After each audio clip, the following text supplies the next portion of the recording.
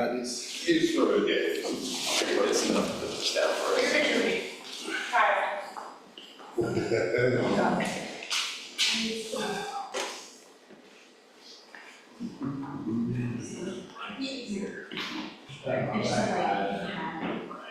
Hey, Evan, Yes. can you check that it's live? Yep.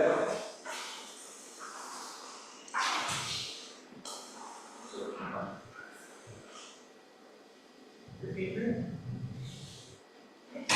It's live. It's not. It hasn't started yet, but it's live. Okay, Chris, it will start when you start, right? No, it starts. It's recording. I was there. I was visiting. And Okay, there we go. We're good.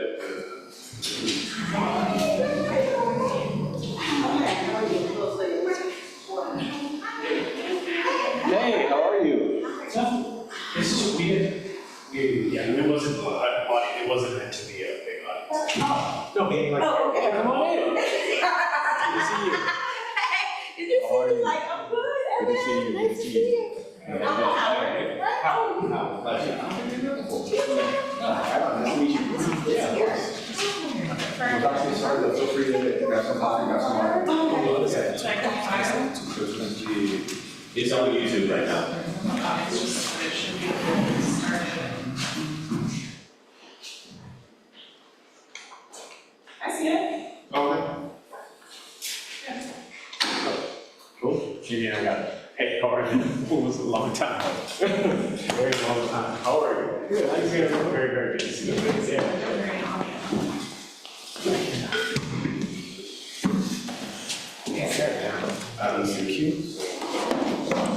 Bonnie, good morning. Hey, good morning. Miss Bo- Sorry, I'm like, I went on, getting out of my tour brain. And we're, Rogan, I went on Anne's walking tour this morning. She said, I'm going across the street to CCI. I said, you doing what? Loves dinner, yeah, I love it, I yeah. said, wait, you're not there all the time. That's true. It's been that long. It's been that long. It's been that long. We've been here for about a year and a half or so. Yeah, it's good. do you want anything? Nope, we live? Yeah, we're live. Okay, cool. Ready to rock? All right, sweet, man. I appreciate you. I appreciate you being here and being a part of this conversation. I'll just cue us up for the folks that are watching online and the folks who are going to watch this later. And you know, this place is packed to the brim. It's kind of we created we've created a really intimate environment just to make sure we can have an open, honest conversation with candidates. For those of you who I do not have the pleasure of knowing, thank you for tuning in. Thank you for being a part of this. My name is Rohit Malhotra. I'm one of the team members at the Center for Civic Innovation. We have a large mission to try to affect and change and reimagine local public policy in the city that we love, the city of Atlanta.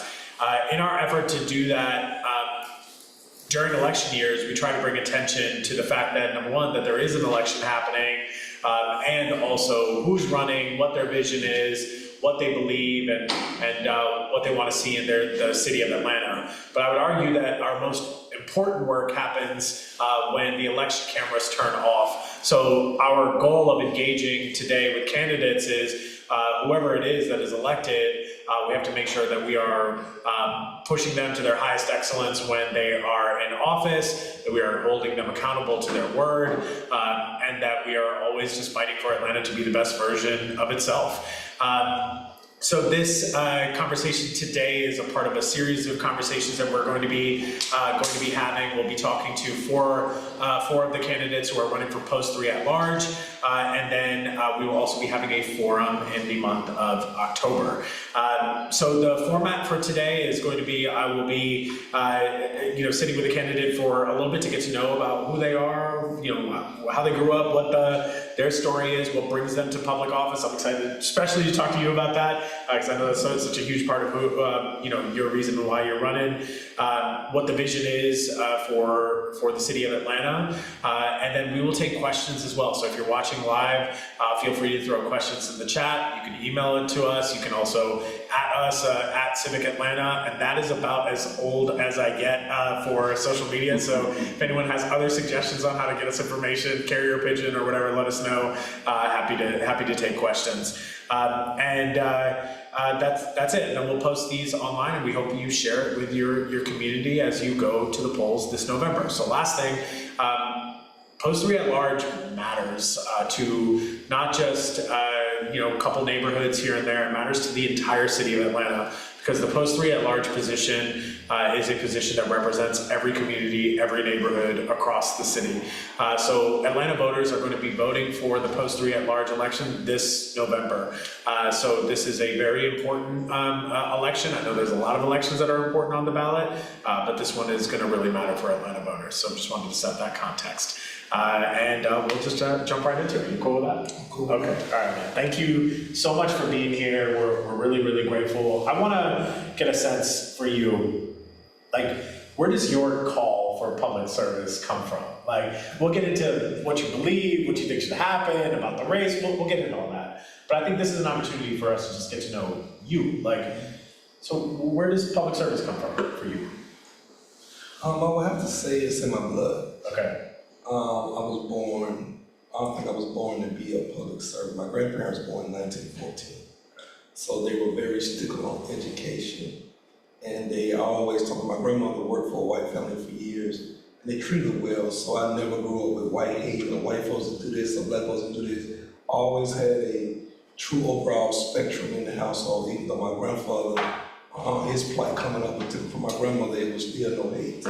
So when I grew up in Atlanta, a white flight had already taken place. Yeah. So I didn't see white people growing up in Atlanta. So there's no disdain, there's no, I don't like white folks. White folks, so there's a certain group of people in Atlanta from, I think, 40 to 50 that was never told no by nobody white. They were never called the N-word or nothing. So there's a generation of us that can't blame nobody but the black politicians, right?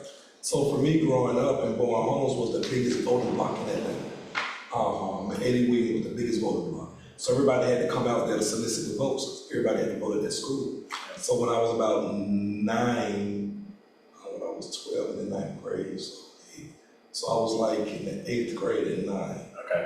And I remember Jose Williams coming out there, and he stood out there. My grandfather wore overalls every day. Okay. And Jose wore overalls. Mm-hmm. And he came out there and was like, hey man, we want to pay some kids to hold up these signs. And he was very loud. Yeah. That's what a loud man is, because my grandmother in the household was very loud man, no loud talking. And he gravitated to me and was like, hey young man, what's your name? He was like, I know you don't know what you want to be yet, but politics is the gateway to help out people. He was like, so he had a conversation with him. He was like, Andrew Young is one of his best friends. And he was like, I gotta go protest against him tomorrow. I didn't know what that meant at the time. Okay. And so as I got older, we had a conversation. And he was like, we came out of civil rights this way. And then all our friends got into politics, and they forgot, what I'm saying, what we fought for. And it was black folks in Atlanta that was hungry and falling into homelessness. And here I go, my best friend, the mayor, and he's an economist, like he don't care nothing about fixing this. And I'm just like, oh, okay. Yeah. So he taught me that you can still be friends with somebody and still have an opposition. It's up to him to respect. Yeah. To the side that you stand on.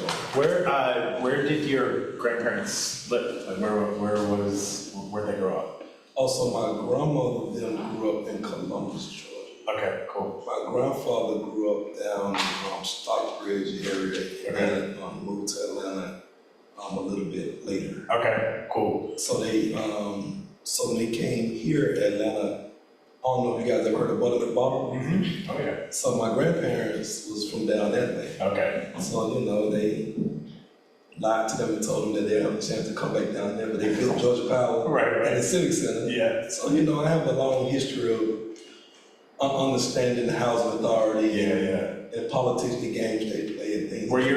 Would you say your grandparents were kind of very influential in your thinking? Were they like? Oh no, absolutely. My grandmother, from the age of 6, she would make me come in the house at 6 o'clock every day, watch Wheel of Fortune and Jeopardy every day. Okay. She would make me read the Bible, and she would pretend that she couldn't read, so I would have to read the same Bible verse over and over and over. But she was training my grandma. Yeah. I'm saying that she like ingrained it in you. Oh man, and the drugs had came into the community, so she didn't want me out there doing it. She always taught me your brain is gonna free you, you're not a drug dealer, you're not gonna be this, that, and the third.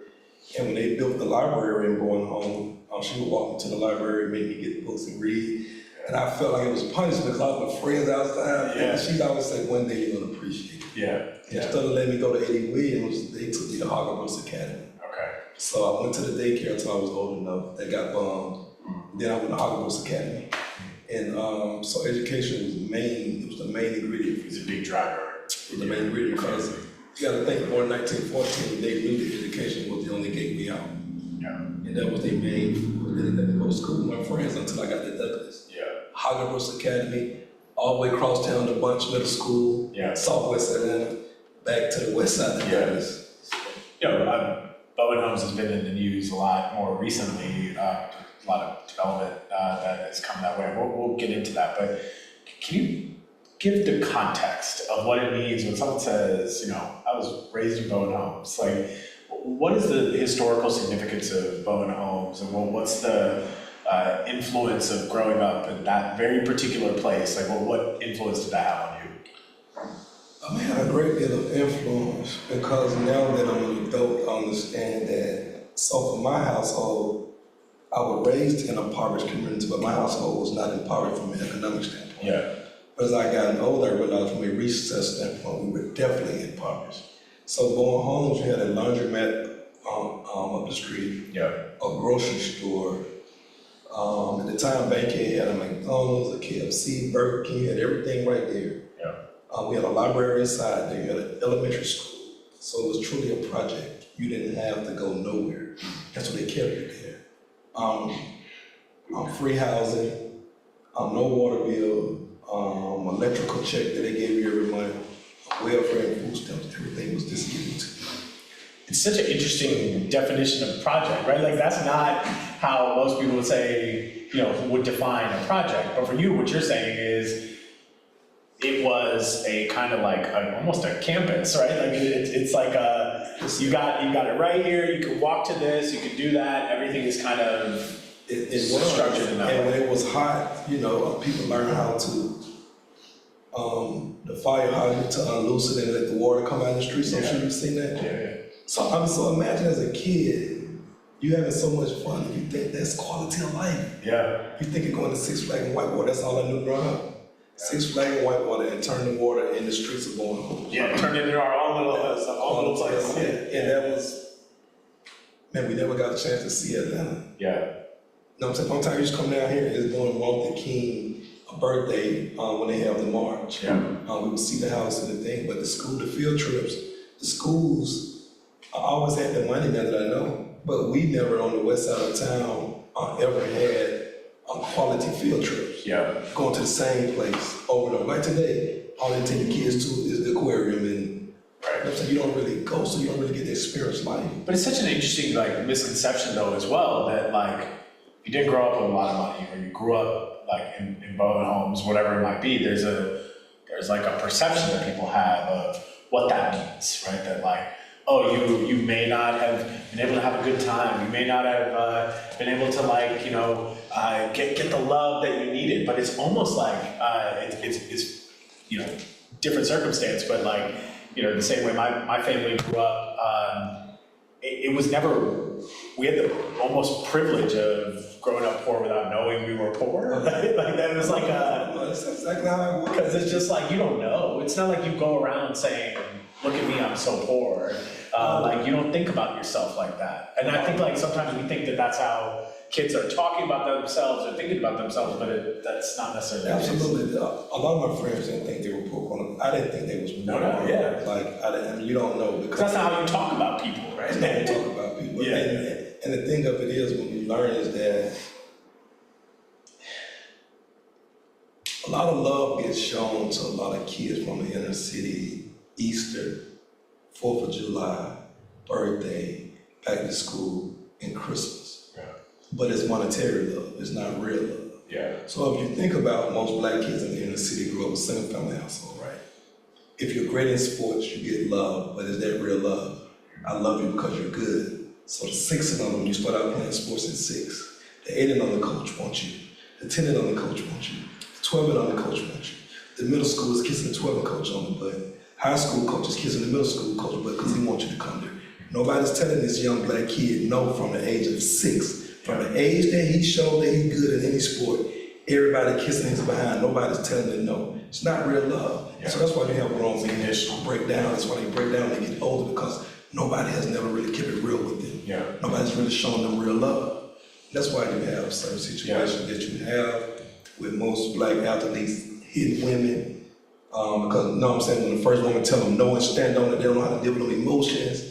The rape, assault, and all those things play a part. Goes back to 6 years old, man. Nobody has never told this kid no and kept it real with them at that point. Then when they get older and when they start losing money and life start hitting them, those emotions come in they never had to deal with. Yeah. And they act out. So it's all those things. I go back to the projects and be like, man, I go back and just think about all those things, because all those things play a part when you're thinking about the inner city and the housing projects, you know what I'm saying, and the thing, and the number that they did, and put all these people together with no resources. It's like a jungle. Yeah. You know what I'm saying? The survival of the fittest, like who's gonna make it out? Because there's no blueprint on how to get out of here. Yeah. There's no blueprint how to get out of here. You gotta be self-determined to get out of there. And how many people are gonna be self-determined when your only option is education? Yeah. It's hard, man. How would your friends describe you as a kid? Like, how would they describe, if I was interviewing one of your closest friends, what would they say you were like in middle school, high school? I'm always smart.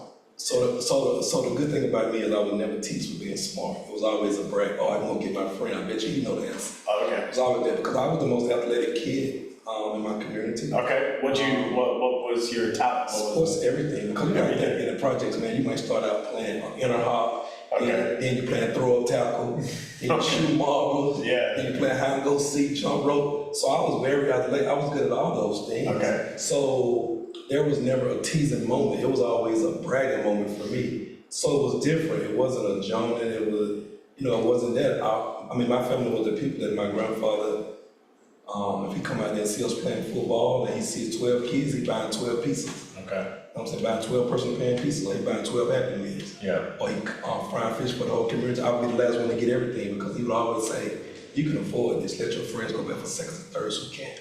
So that's why I say it's in my blood. My family was like that. My grandfather would go down to Kabila, get watermelons, cut them up. Everybody would get watermelons. I would get a piece, but they could go back for second and third before I could. Yeah. So that's why I say it's in my blood. Both my grandparents were givers. I'm from a family of givers. Now that I know, all givers, not taking alcohol, taking family. Yeah. So that's why I say it's in my blood. So you were both, you were jock and a nerd. You had like both. You played ball, but you also like going to get pushed to the library, read the Bible, and the books in the library. You were just kind of loved it on. It wasn't for the streets. If it wasn't for the street part in me, Yeah. I would have definitely been like my man from Big Bang Theory. Okay. Yeah. No, 'cause I watch it and I would be definitely him. Yeah. I love intelligence. I love it. Like I love it. I can sit there and watch a movie based on that all day long. Like I watched The Beautiful Mind so many times. Like I love that, because that would have been me had not the streets been in me. Because I was trajected to go to law school. I got in trouble in there. I'm taking up with my friends, got caught with drugs. Yeah. Didn't want to say nothing, got a record in college, but the judge gave me a PBJ. He still was going to let me go to law school. But my friend Jamal Willis from Atlanta got drafted by the Baltimore Ravens. Asked me to live with him, and living with him. They won a Super Bowl that year. He was Rookie of the Year. Yeah. And I was like, oh man, this is what I want to do. I want to get paid, you know what I'm saying, to represent athletes. Yeah. So I didn't realize law was my passion and all this was my passion. Yeah. I went for the money. So in high school, you were like, I want to be a lawyer. That was what you wanted to do. Once again, been a product of my environment. So when I was getting off the bus, going back to my grandmother's house and going home, when you get off the bus, people shoot ice, selling drugs. You got to think, I graduated from high school in '94. Crack cocaine had not destroyed the community as of yet. So you don't know that it's a danger. You know what I'm saying? Even at 12th and 9th grade, when I'm seeing my friend's mother, who I thought were beautiful at the time, selling their body for drugs, you still don't quite get it yet at that age. So I'm still not piecing it together. And So graduating high school, my friends, nobody was talking about going to college. You went to Doug, right? Yes. Okay. I had 3 friends that were going to school on basketball scholarships and some were going on football scholarships. But that still didn't resonate with my life. Yeah. None of my true friends were even talking about going to college. Had one friend talking about going to the Navy. I was at ROTC at Douglas. He wasn't. He just knew that he didn't want to stay in the projects. Yeah, And it was a way out. so we signed on the buddy path to go to the Navy. I'm in the hotel. I'll never forget. I'm in the hotel. It's about 3, 4 in the morning. My mother was terrible with directions. Yeah. GPS not out in '94. Terrible with directions.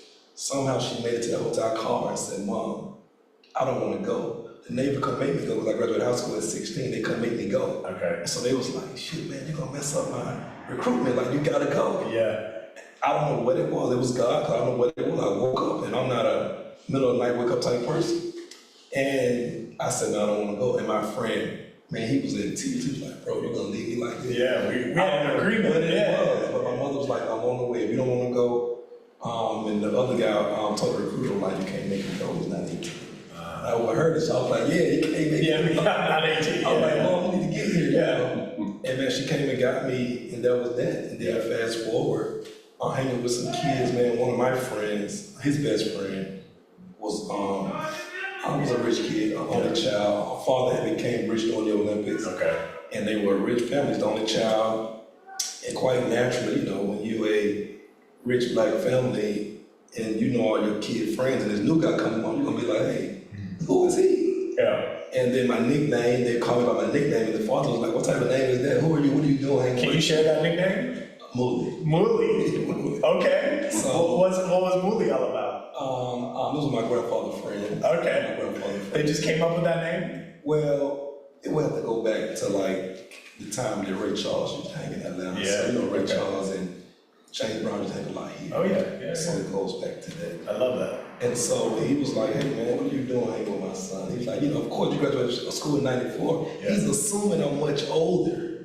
So as we get to talking, he like, "Yeah, you the same age as my son. Like, what are you doing with yourself, man? You Yeah. graduated high school, you got skilled twice. Obviously you're smart. What are you gonna do with your life?" I'm just like, "I don't know." Yeah. And I had a real deal moment. Nobody never asked me that, except for 2 of my teachers. Like, "You too smart, not doing that with your life." I took the SAT in school, took the ACT, took both of them. Scored higher on the ACT, still had no plan. I took it because I like this girl. And I had to get up every Saturday morning to take the test because I liked her.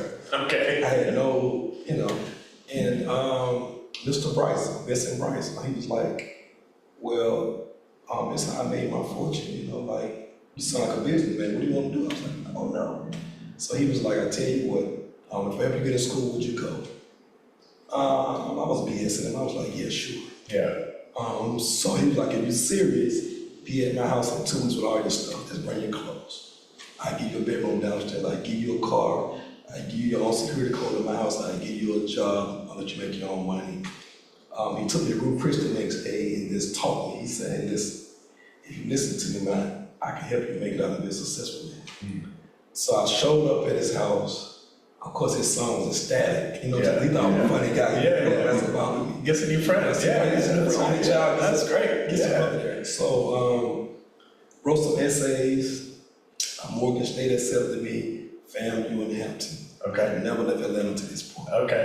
Never left, because none of my friends was going to Florida for spring break. Of course. So I didn't never go either. Yeah, I had yeah. the money to go, never went. Yeah.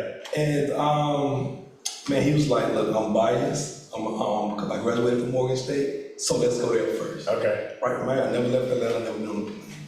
Get on the plane, sleep up. I mean, up the whole way. That's your first time on an airplane? How'd that feel? Do you remember that? Man, up the whole time. Yeah, right? Like, 'cause it's great. Yeah. At that point, I never had to drink alcohol, so it's not like I need a shot to go to sleep. I'm Yeah, just yeah. up nervous. Yeah, like, yeah. And so we land, we go to the campus. I remember seeing all these beautiful girls in line. And I asked I feel like you found your motivation. Yes. I asked the admission guy, I said, Yeah. "All these girls going here?" He said, "Yeah." I said, "Mr. Bryce, we ain't gotta go nowhere. I wanna go to Morgan State." Got it. And we Okay. seen a note as I turned behind because I registered late because I didn't have no plans, so there was no housing, which was good because at this point I've been running the streets for 3 years, so I've never slept in a twin size bed. I don't want to sleep in a twin size bed in the dorm. Yeah. As a, you know, so I see this note, a guy named Samuel L. Wilson. I still remember we go to his house, he left the number in the direction. We go there. The guy had a house across from Mr. Bryson in there. Okay. He was a doctor at Johns Hopkins Hospital. Okay. He said, man, this your son? I said, yeah. He said, all right. I'll give you $500 a month. The guy had a 325 IBM. He didn't drive. He was a doctor. He said he can drive the car. I'll give you $500 a month. He introduced me to everybody at his school, the president, the head of admission. They ended up giving me more money. My first year, I made the dean's list. I get more money. Mr. Bright's son get caught up with drugs. He went to the University of New England. He get those some guys up and caught up with drugs. But guess what the daddy thought introduced him to? The kid from the project. But I ain't never, at this point, I ain't doing nothing. I'm enjoying my new opportunity. I'm seeing girls every day. I'm loving college. He cut me off. Cussed me out, called me all kind of names. But the son was so afraid of his dad, he didn't tell him the truth. And the dad assumed it was me. I'm like, Mr. Brian, what that got to do with me? I'm in Baltimore. Like, I don't want to hear you got my son do this shit. He cursed me out, man, cut me off. But he had already laid the path, and it was already God's plan, right? He had already introduced me to everybody. Me being a hustler, I'm going back to them like, okay, now. So my friends that I met my freshman year, they still used to hang at the house with me because it's a 5-bedroom house. We had 2 guys living there. And then it was like, man, I want to come live there, man. And so I got them to get with him. He was able to charge them for rent. He said, hey, man, let your dad know that your rent is free because you done brought me 4 people in the house. So I'm like, oh, my Referral fees. like, Great, yeah. So I go back to the same guy he introduced me to. The one guy, he got to talk when they bought him a big bottle of Hennessy, right? I go back to him with that same big bottle of Hennessy. I said, hey, man, I want to know if I can get more money for this semester, this, that, and the third. He was like, oh, I see you made the dean's list. I'm sure, like, go talk to the vice president, this, that, and the third. So it was set then. My junior year, Jamal get drafted for the Ravens. He come find me, I go stay with him. So my career is set. But at the time so my friends come here. It feels like an episode of Fresh Prince of Bel-Air or something, right? It's like a very, blame the one kid that you assume is doing the bad thing, and it's like, I didn't do anything, I'm just a nerd, trying to drive a Beamer, My friends come here my sophomore year in 1999, they come here. Because at the point, everybody loved Atlanta because of freedom. So they come here, I'm playing basketball on the basketball court. They're ecstatic about, the project life and meet my friends. I had one friend that was kind of from the street, he's from DC. He get to talking to my friends, they get to talking about drugs. He was like, man, I can say this for $50 in DC. But my friend was selling crack cocaine in the projects for $10. And he was like, man. And so yes, I knew he bought it. Yes, I knew he got on the plane with it, but I had nothing to do. I didn't introduce him to them for that. We didn't go to Atlanta for that. Had nothing to do with it. And so we get stopped in DC. We get off the plane. One of his friends worked at a rental car place. So as we waiting on him to get to work, the people that was washing the cars come out of the exit and give a car to one of our other friends that came down. He know the car wasn't supposed to be. We tell him like, bro, what are you doing? He gets in the car. We think he's gonna, playing around something around. Half hour go by, he gone. The police come. Y'all done stole the car. I'm like, I've always been wanting to speak up. I'm like, how we steal a car? We sitting here, what are you talking about? Oh, one of the guys, so once again, the guy didn't want to take ownership and say, oh man, I gave the guy the keys by mistake. They didn't steal nothing, so cops come from everywhere. Search us, find the drugs on my friend. So we go into the station. I'm sitting there like, hey man, I don't know. I ain't got nothing to do with it. They in there telling everything. Oh, he from Atlanta. Oh, we bought it. They didn't say I had to do with this. Like, we bought him here. And so the cop wrote the curtains up and was like, hey man, you might want to change your tune because your 2 roommates writing a statement. And here, they said, you don't got a Georgia ID. They went down to visit you. It don't look good. So I'm sitting there like, all the training I had, my mother always taught me, son, your friend will always get you in trouble because you're too loyal, you don't always, I'm sitting there like, here we go. So I said, all right, man. Whatever I need to do, because I can't have them saying that. So I was like, well, hey, you didn't get the drugs off me, so why are you still trying to negotiate for freedom, right? So he was like, man, you just might want to just take ownership that don't look favorable in this town. Doesn't mean the truth in Atlanta, right? So fast forward, sometimes the judge had to verify my grades at school and all of this, and he was like, man, you have no business with these kids, man. Like, no, your path is not like that. He was like, I want to see you take ownership because you did know that they bought it at some point. I said, yes, sir. So he was like, well, you're going to serve this summer in jail. I give you a 4-year PBJ, and I write you a letter to law school when you want to go. He wrote the letter. He said, when you're done, you're off probation, no fines, no nothing. And he said, but you're going to serve the summer in jail, but I'm going to give you a job in the law library. He chose the facility I went to. It wasn't like it was no prison. He chose the camp I went to. He gave me a job in the law library. I picked up this book in the law library because I was passing out books to the inmates. And this book stood out by Reginald Francis Lewis, Watch the White Guys Have All the Fun. He was the first black billionaire from Beatrice International. And he was from Baltimore. And as I'm reading, I hadn't known none of this. I'm looking in the book, I'm reading the book, and he was talking about, the business. And it wasn't, once again, it wasn't white hate. All he was saying is, if they can be on their yachts in the Boys Club doing having fun, so can we. But here's how we do it. Like, he was talking about this. Because he went to Harvard. So he was talking about everything. And so, part of the street in me, I wrote a letter. I didn't embellish on much. I embellished a little bit. Wrote a letter to his family because he had deceased at this time. Wrote a letter to his family. Once again, not having the resources, I didn't know what Harvard was and what it meant. Got in touch with his family, told me to come see him when I get out. They were going to give me a partial scholarship to Harvard. Okay. If I graduated, maintain my grades, right? It didn't mean nothing to me because I didn't know. Yeah. So I allowed myself to go to sports agent because I didn't know nothing about it. That was with your friend Jamal. Yes. And then Ray Lewis had just come off the murder trial here. So he wasn't going out at all. He was staying in. Yeah. There was a snowstorm. Which was verified in 2000, snowstorm. Yeah. We go to the snowstorm. We stand with him, and it was like we got everybody talking to me. Like, now spirit, recognizing spirit.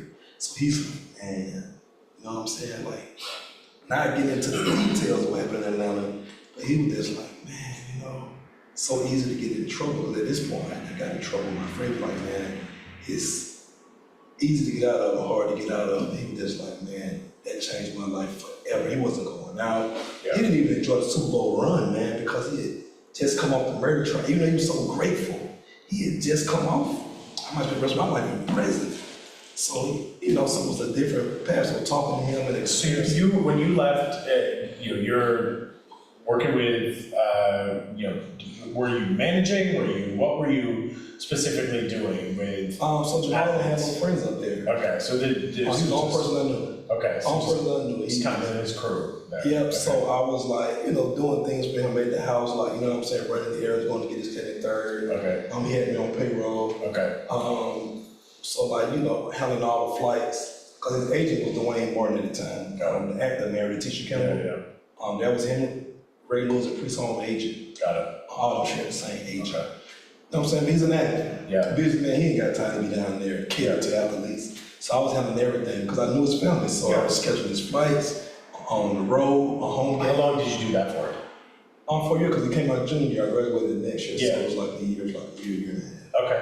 What did you do after that? What was what's the next my high school classmate, Jarvis Hayes. No, not Jarvis Hayes. Marcus Eason.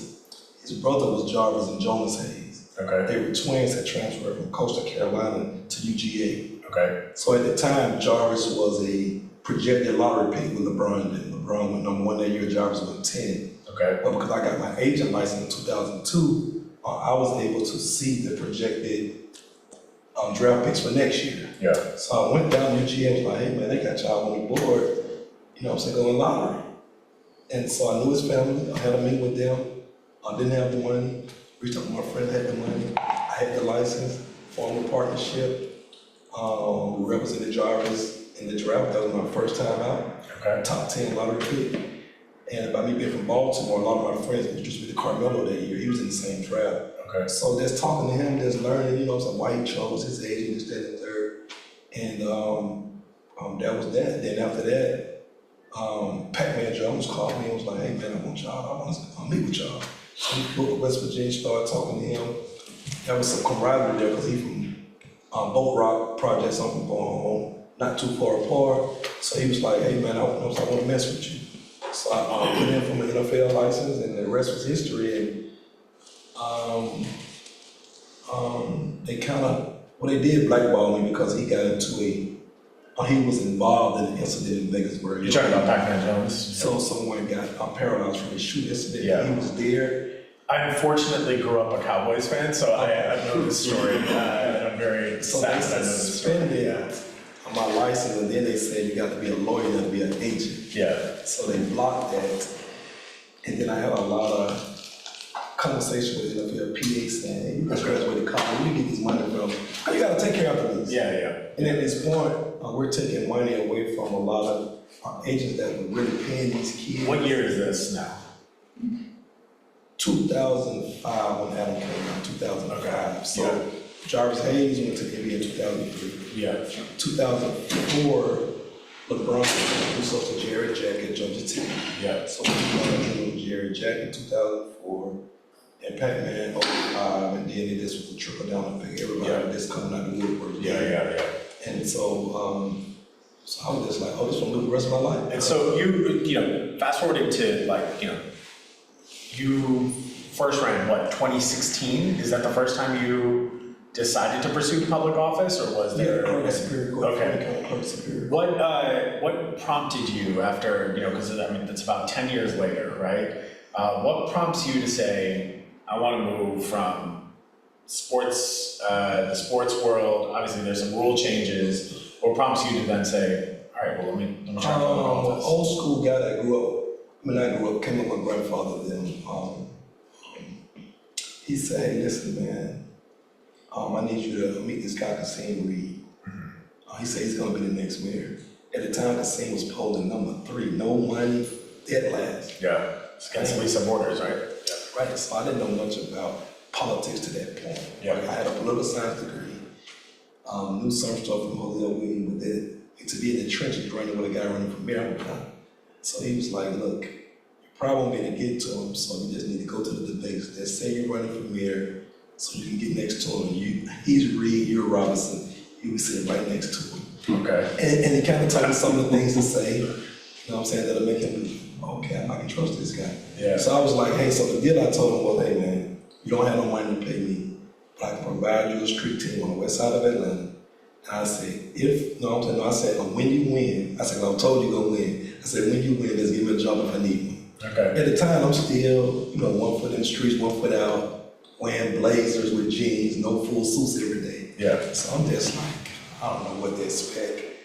And so when he won, he called me, hey man, you still want a job? I'm like, nah. One of my friends, I was supposed to meet an hour. He gets locked up by the FBI.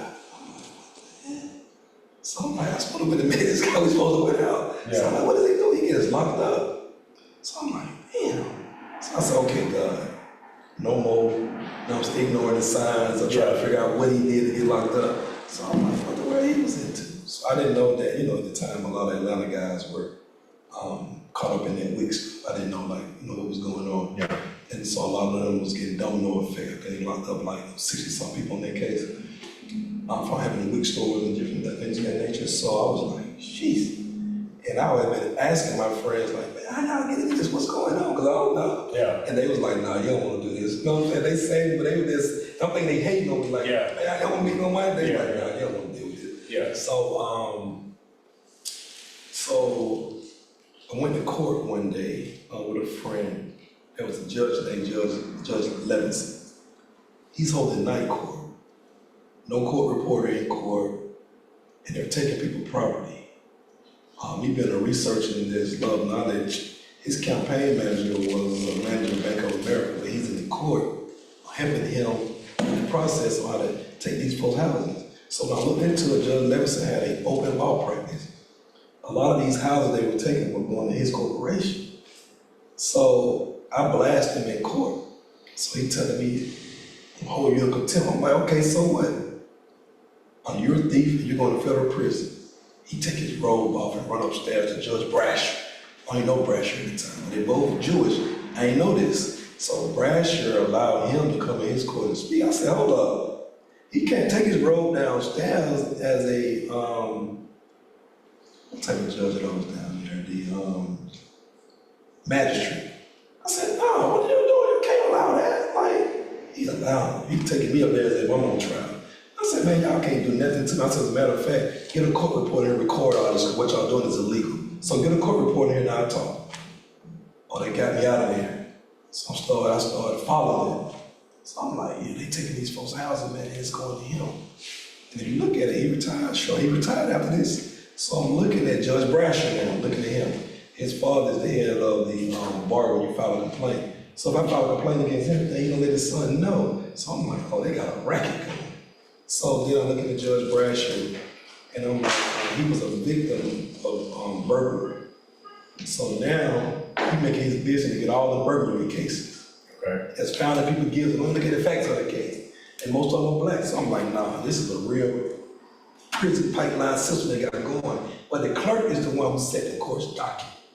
You know what I'm saying? They can say, oh, nah, we need to split this up. So the clerk has some power, you know what I'm saying, if they exercise it right, to bring some fairness in there and to say, well, you've had these cases long enough, you haven't moved them along, we're gonna take a review and we're gonna give them to another judge because we can't have any people that sit here, you know? Yeah. And so I realized that she didn't do any of that. I'm like, once again, for black lady from Colorado Project, do you not have any empathy for young black men and women that come up through the system and just want a fair process my case, get me through, give me a bond or whatever? So that's why you were like, I want to potentially run for clerk to like infiltrate that system, try to do something about So it. that was the reason that I wanted to run for clerk. Got it. I don't like the clerk, you know. But some of the things that I was saying, they were just like, yeah, man, too much of this going on, or Yeah. they're not doing anything, right? So you run in 2016 for clerk, that doesn't pan out, right? So then in 2017, you run for council, right? What was the impetus to say, okay, if 2016 you're running for clerk, I mean, there's a reason for it, because you had a bad experience with the court system, or you saw something in the court system you wanted to repair. Why run for council in 2017? What's the... Because once again, Felicia Moore was my counselor. Okay.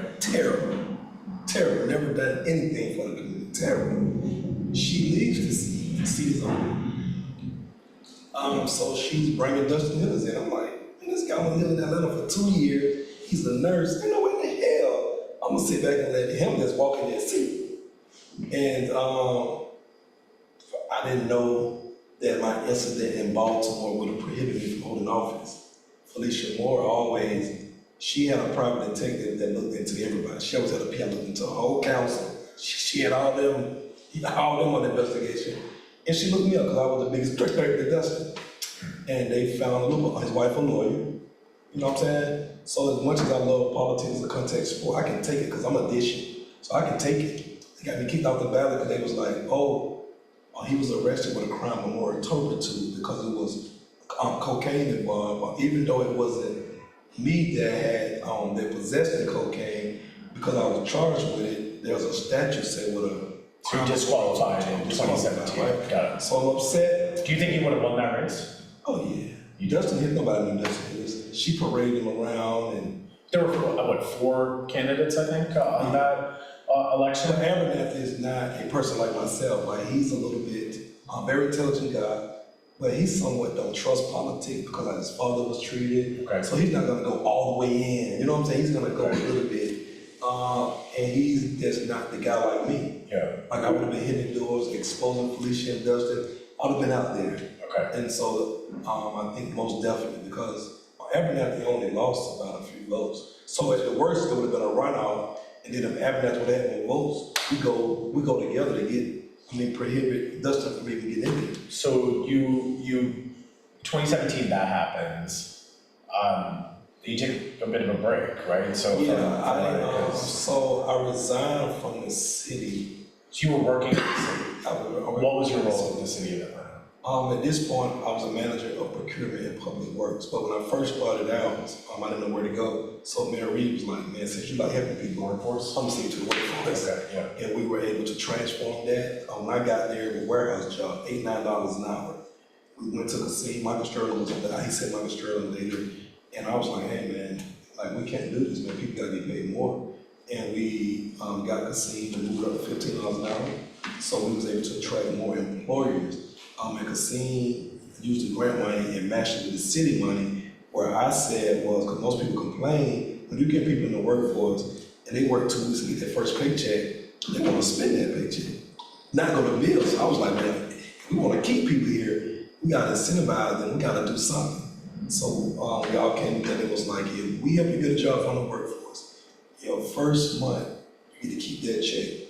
We'll pay either your house note or your rent that first month. So, workforce development under the Reid administration was not in the headlines, right? There was like within a matter of just a few years, while, the workforce development was a promising thing under that administration, there also had a lot of financial issues, right?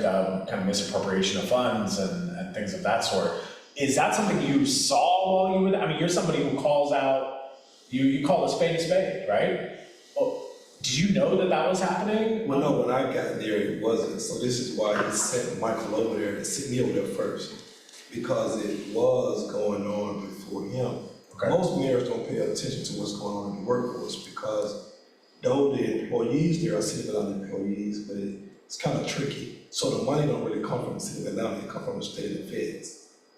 So when they're misappropriating funds, the mayor is over because it's an engine through the city. Sure. But the mayor don't give the funds to the workforce, if that makes sense. It come from Well, there is the city of Atlanta's budget does have a workforce development budget, but I hear your point, which is that there's a lot of money that comes from the federal government or state government that are workforce dollars that are restricted for that. That might be the source of it, but ultimately it's appropriated by the city. Right. Yeah. So how the funds were getting dispersed was, if you're a landscape guy and you charge 20 grand, I tell you, give me for 60. Okay. It would cut it down, And I could never figure out how, because I was given a fake promotion because they said I was helping too many people. It was messing up the grant money because they were. So imagine you got a $6 million grant and you're only used to using 2 or 3. Yeah. And then we're pushing it to the limit, but you gotta ask for more. So whoever's getting paid is like, hey, y'all messing up. So you knew something was going on. Oh, absolutely. You just called it a fake promotion, right? So you knew something was going on. Why stay in that scenario? Like, why not? Or why weren't you saying anything? They transferred. That's why I said fake promotion. I didn't get more money. I got the title, and for me, I don't want the title. Give me the money. Okay. That's why I said they got me out of the workforce and sent me over to the city hall. Gotcha. For procurement manager for public works. Gotcha. Okay. And so you were there until until when? 2017. 2017. Then you ran. They transferred 23 of us. All 23 people were the hardest worker. Yeah. Helping people. They got rid of people that were helping people. Yeah. Get rid of people that helping people. So Mayor Bottoms is elected. So here's the caveat. I was told that they saw me talking to Mary Noble in the hallway one day. She stopped me. I was talking to them. They was like, "What does she want?" I'm like, "What do you mean? What does she want?" You talking about Mary Norwood? Yeah. So it was like, "I hope she wants you on the campaign because you gotta help Keisha." I'm like, "I ain't gotta help nobody." Like, what do you mean? And so they was like, "Well, if you don't help Keisha, you'll lose your job." And so I was like, Who told you that?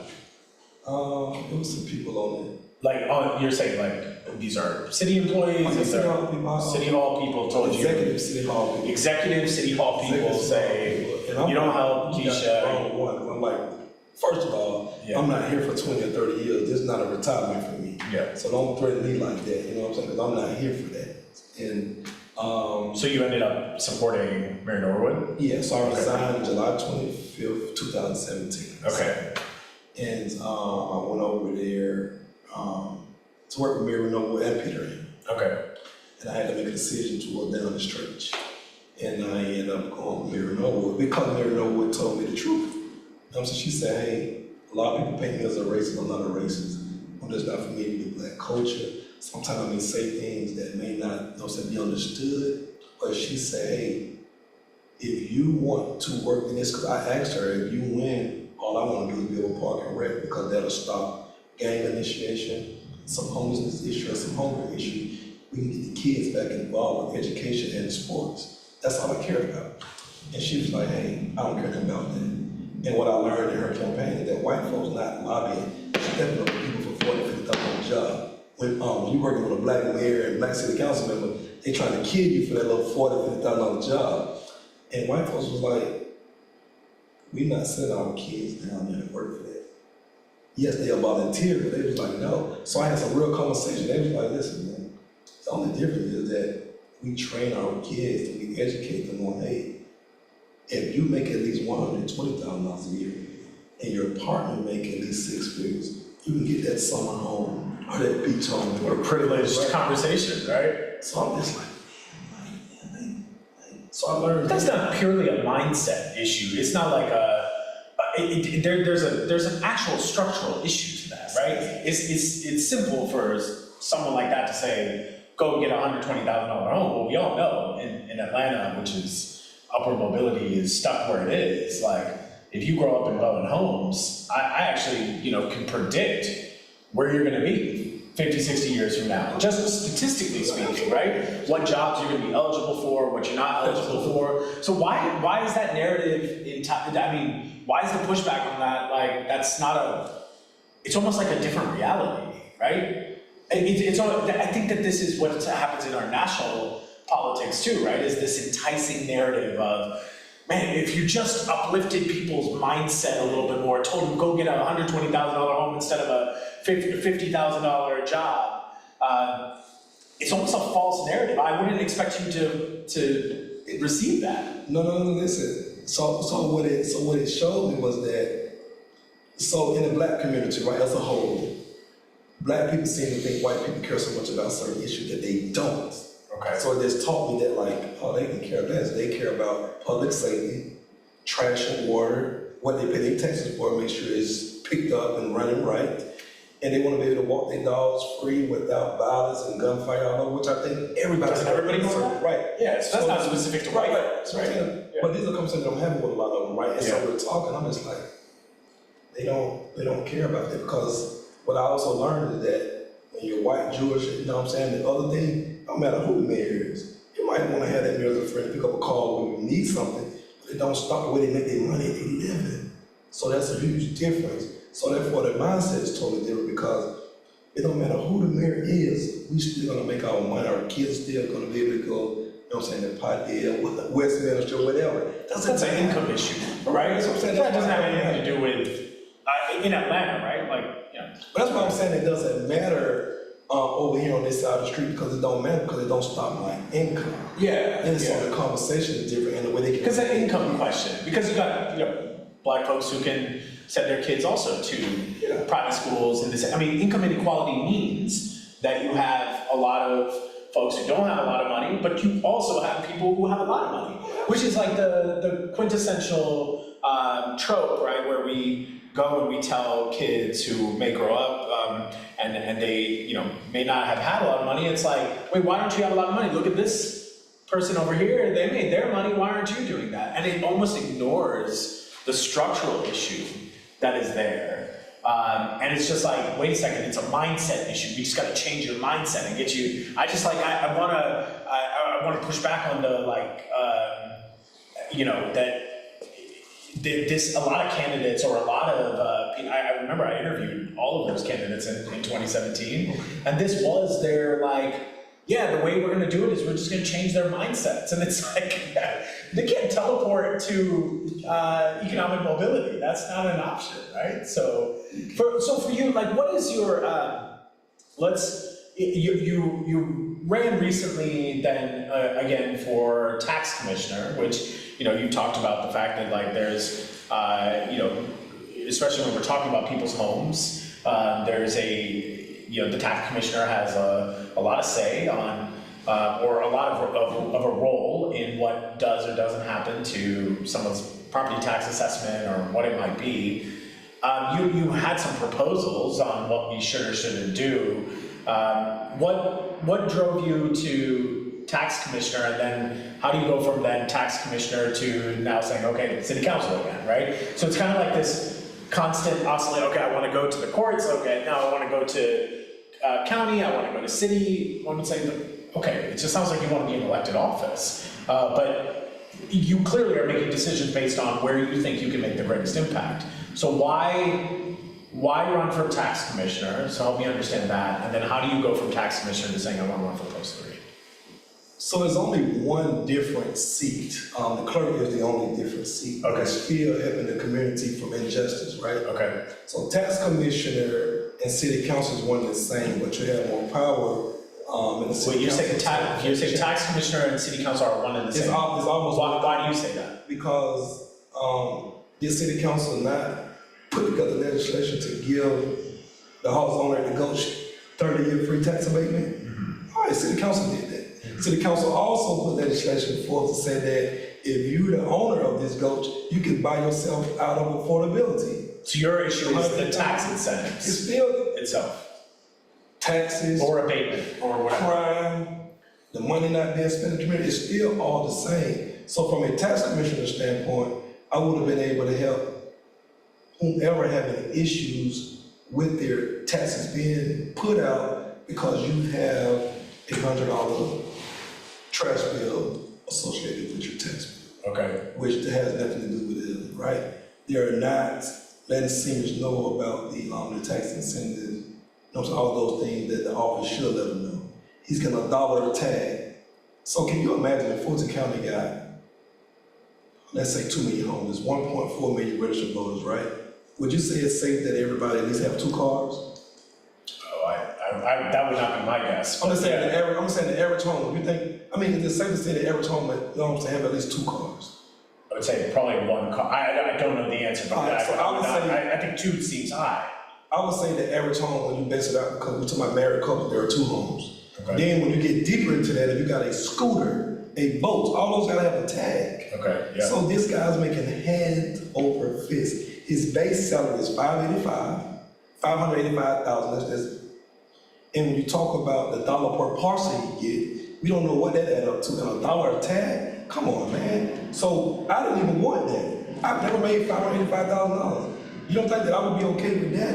I don't have to get $1 a parcel, I don't have to get $1 a tag. Do you know where that money can be going, man? Come on, I'm just saying, like. So your issue is that the way that the county is, one, abating or using tax incentives, and then number 2, where ultimately it's putting its money is something that you care a lot about. And for you, city council does a similar thing in that they take tax dollars, make decisions. Me being the leader that I am, right? We will have city council have to make a decision in the public to cut off the Fern Dam for collecting the taxes from the city. Okay, Stop it, because Atlanta is the biggest city in Fulton County. okay. We have the most people getting put out. Stop it, because you know why? There's so many reasons why. Park City Market said they're $1 billion on valuation, but they're paying taxes based on them being evaluated for $378 million. Right. How much money has been left on the table from $1 billion, from 378? So their argument would be, well, the abatement of the taxes, what we're doing and what we're building is bringing so much more economic development to the area, so that's why we're asking for the upfront tax abatement. What's your argument to that? Well, what do you say to a developer that says, look, You should be able to do it as well. okay. Everybody should be able to do it. I'm saying every developer should be able to, whatever they're asking for, then let it be fair across the board, and if it makes sense, let's get down to the numbers and let it make sense. Let's not allow. I'm confused because what I'm asking is do you believe that nobody should get a tax abatement? Or are there certain circumstances where someone should get a tax incentive for their development? So let's start there. Should developers in the city of Atlanta, any developer, and we'll get deeper into it, but should any developer should we offer tax incentives for development? Not if you're not offering true affordability there. You're saying, yes, tax incentive with restrictions on what you can do, right? Which is what a lot of tax incentive does. It says, okay, here is a. It should be based on that. Okay. Park City Market, what are they doing to give them tax abatement? Because you allow yourself to be tricked the same way the Gulch have said, oh, we'll cut the city a check and buy ourselves out of affordability. Yeah. You allow yourself to be open, now you're played. Now you don't get nothing out of that deal from the Gulch. We get nothing from that now. But you're giving away 30 years of taxpayers' money to them. Tax that you could be collecting, doing something else. Yeah. Now you're saying, oh, you're missing out on 30 years of funds. Yeah. You allow them to do that, which Atlanta AMI, I think, what is it, 105,000? For a family. So, the average AMI in Atlanta for blacks is 28,000. So if I'm a developer and I'm building something, I don't have to discriminate against you. You can't afford to live here anyway. So there's no discriminatory. Yeah. So we So can't. what would you do? So you're a council member, you recognize that tax abatements or tax incentives are not working in the way that you want it to work. What are you introducing, what are you doing to push up or protect against that or resolve or repair that issue? Like legislatively, right? Because you're gonna be a legislator. So what would you do? Give me a legislative solution to that. Situation or use that saying? Yeah, let's say you're, there's a development deal, you can pick any of the ones that you just brought up. The beginning of- But you're a council member now, right? The beginning of the deal. Okay, beginning of the deal, let's just say, we'll do two scenarios. Okay. Beginning of the deal, I think it's clear. You would say that I wouldn't vote for it, I wouldn't do this or that. I think you made that clear, right? But now let's say you're coming in today, that deal is done.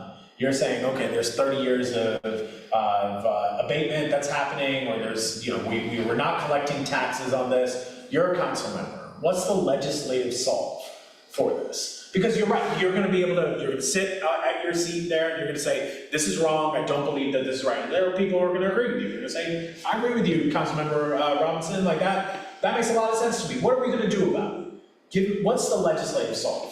I think we have to revisit that, and we have to edit that, because most of the council members that are there now wasn't there when Mayor Dickinson was on council to give them that. Sure, so what do you do though? But okay, that's fine, so you're saying we gotta edit it, how do you do it legislatively? So legislative, I would like to see us add, to get to some true numbers instead of saying affordability in the AMI. Okay, so you would say we need to conduct some research that helps us have better data to drive decision making. And we need to have that, and it Okay. needs to also be not only affordable living. If CCI wants to get in a building there, and we need to have affordable space for business as well. The same way you give tax incentive for people living, for workspace. But how does that resolve what's going on with Ponce City Market or the Gulch that you said we're leaving money on the table? So if I am interested in your platform, right? And you say, I believe Atlanta is leaving money on the table because we're not taxing these particular groups. So what would you do? I speed it up, that's what I'm gonna get to. If we go back and make a change order to these things, we're willing to allow you to still do that. If you make these changes or not, then we gotta cut this 30-year abatement, because you still got business here that could profit if they can get down in the Gulch and have a not so high rent down here, based on, I don't know what it would be, but not based on income from a business. That's a living situation. But from a business situation, we will have to come together as a cohesive unit and say, okay, if this restaurant needs to go down, and we want to put a pastor's down there, then what this rent space would be? What are you willing to give businesses, not just black-owned businesses, but minority business? What are you willing to? Which is who is willing to give businesses? Would Ponce City Market's willing to give businesses? I'm saying the owner of the Ghost, right? The house, and I forget the name of the group. Okay, like CIM? Yes, yeah, and if you're willing to change order this and say, okay, because we can't let you operate under this current agreement you have, you can buy yourself out of affordability. You know what I'm saying? Of course, you got the money to do that. That has to be scratched off the table. But how do you do that? That's what I'm trying to, because this is the conundrum, You know what I'm right? saying? Legislative, but however we come together and do it, you're asking me today, I don't know what legal realm that we can force them to do that, but we're willing, but if we got the 8 votes to say, hey, listen, here's the change order, here's what we're gonna do, because this is a new council. Okay. And if we can push that legally, then all of us will have to put our brains together, the law department, and say what we can do and what we can't do. Yeah. Can we force them to do these things? And that's what I'm saying. So what about other infrastructure fixes? So let's talk infrastructure. I've got a few other things I want to get into as well. But if we get into infrastructure, how do we create? We just had a recent issue with our water system, right? Our water pipes. There's a lot of question on their viability, what needs to be done about them. Are we going to experience a crisis again? As a council member, what would you do to ensure that the infrastructure around water, sewer, what do we need to do to make sure that people can trust that that type of crisis is not gonna happen again? What would you do? We have to, legislative put in, we gotta get out on the pipes. You can't You have, think we need new pipes? we can't operate on the pipes that we put in the seventies and. But why not? Those pipes actually are intended to live for a very long time.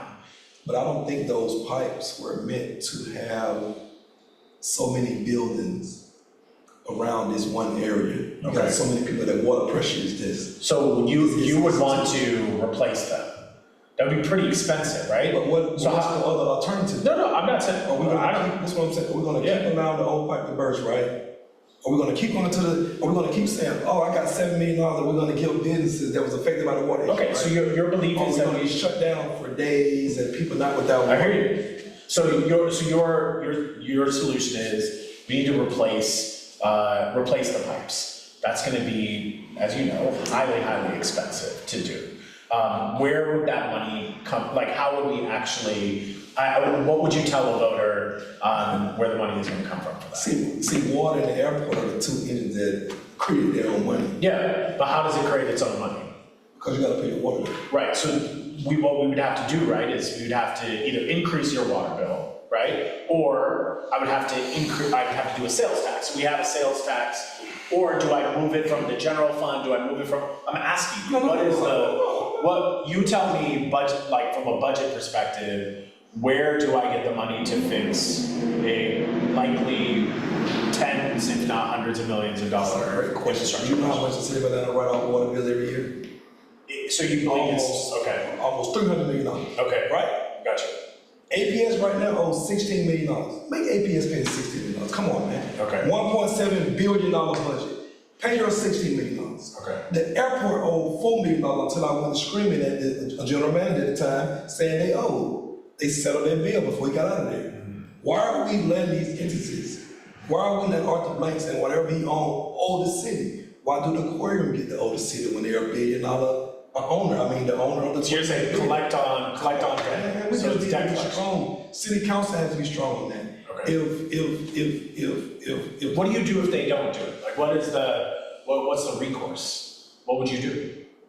I think what we need to do. Because if you get in there, right, you're gonna have to, Go after them legally. I think we need to go after them legally. You can't okay, be friends of people that's not paying when I'm asking you for your vote and I work for you. See, we forget all this. Everybody wanna play buddy. You're in a Ferrari, you're in a fraternity. You don't wanna go against your sister over there that is in charge who owe you the money. You don't wanna, no, you can't have that, man, when you're working for the people. Make them pay this money. You owe the city money, you still operate, you're in what I'm saying? You're in the positive when it comes to cash flow. You operate on a $1.7 billion budget. Pay the money. okay, It's that simple. We're going after everybody. okay, Listen, we're doing a forensic audit of everybody that owe. All these big corporations that owe, you owe. And my thing is, I don't have anything against Keisha Mansbottom, but if you can afford to buy a house in Martha Vineyard, can you afford to pay your daggone water bill? Come on, man. We gotta start playing games. We can't let who we want to choose off the hook. okay. Pay your water bill. You don't have to raise nobody's taxes, man. I'm telling you, don't. So it's just about, it's Collect debt collection, got it, It's debt collection. okay. How you gonna run off by how, you're asking me how am I gonna tell the citizens that how people who've been sitting there for years and every mayor get away with almost 300 million write-offs every year, that could be going to God knows what. So we're talking, I mean, what you've mentioned now is just ending certain tax abatements, collecting on debt that is existing there, making sure that, write-offs are limited, that those are, that we're more conscious of that. Let's go to a couple more topics and then I'll get questions that have come in from online. But let's talk about safety. You talked about the fact that, regardless of where the council member is from or who they are or what their identity is, everyone talks about safety and justice, right? What is there's the largest pool of money today from the City of Atlanta's general fund goes toward policing. Do you think that number should go up? Should it stay the same? Should it go down? What do you think the allocation of dollars toward policing is? Is it accurate? Is it not accurate? What is the role of policing in safety and justice? First of all, let me say this, I think the chief is doing the best that he can do. I have a lot of friends that are in the police department. I was the first graduating class of the police academy. So I do not think that we can have a city where we don't have police in the streets. I'm seeking to protect and serve and having citizens enact their own justice. However, if you're saying that the police is undermanned because we have these hiring issues, then how we keep giving y'all the most money out the budget if you're not hiring? Where is that money going? We giving you the money based on you said you need 100 more cops. But if you ain't hired 100 more cops in the last year or two, then I think it needs to decrease until we get you to that point. Then let's talk about getting it up there when you gotta. So we can't keep giving them money based on what? Because the police foundation pay for the body cams and different things. So I don't think we need to be giving the police department more money every year when they keep saying they have an hire issue. Which is it? Because you need the money to hire more cops, but we haven't met that threshold. You still haven't issued hire cops. So what is the money for? So we got to have conversations and not disrespect the police to the point where they get caught in their feelings and they don't want to protect and serve, and they got caught with Mayor Bottoms doing the takeover down of the windows and all that, the way they handled that. I mean, the way they handled the police, arresting the police or whatever.